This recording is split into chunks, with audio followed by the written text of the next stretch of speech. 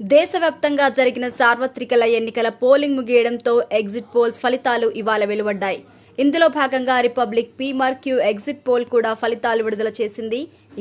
ఇందులో దేశవ్యాప్తంగా ఎన్డీఏ కూటమికి, ఇండియా కూటమికి మధ్య జరిగిన పోరులో ఏం జరిగిందో తేల్చేసింది. ఎన్డీఏ కూటమి ఈసారి 359 సీట్లు సాధించి వరుసగా మూడోసారి ప్రభుత్వాన్ని ఏర్పాటు చేయబోతున్నట్టుగా తెలిపింది.